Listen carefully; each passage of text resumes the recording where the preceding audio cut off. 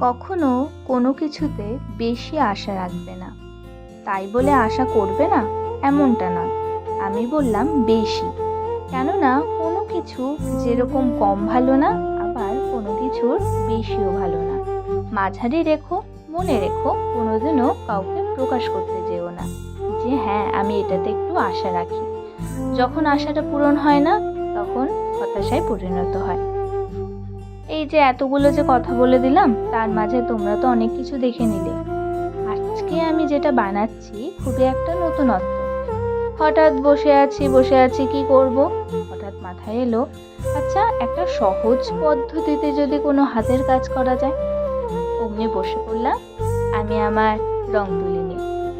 আর একটা জিনিস, আমি যে ক্যানভাস প্যাডটা নিয়েছি ওর পরিবর্তে তোমরা যে কোনো A4 পেজ বা আর্ট পেপার বা যে কোনো পেপারের উপর তোমরা করতে পারো।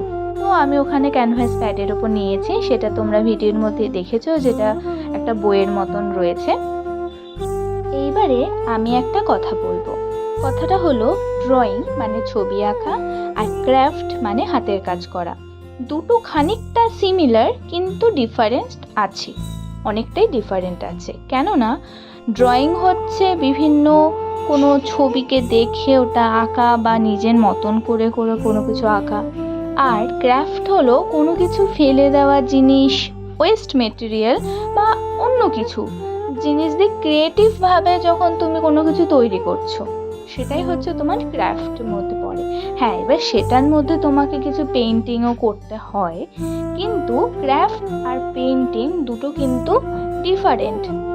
কিছুটা বললাম কিছুটা সিমিলার আছে, কিন্তু তাও বলবো ডিফারেন্ট। যাই হোক, আমি যে এত কিছু বলছি, আসল কথাটা হলো আমি খুব খুশি আছি। তাই এই যে দেখতেই পাচ্ছ হ্যাপিনেস। সব সময় খুশিতে থেকো, যা ইচ্ছা মনে যা ভালো লাগে, যেটা করতে ভালো লাগে সেটা তোমরা করো, এফোর্ট দিয়ে করো, এবং যেটা করবে সেটার প্রতি নিষ্ঠা ভালোবাসা সমস্ত কিছু থাকে।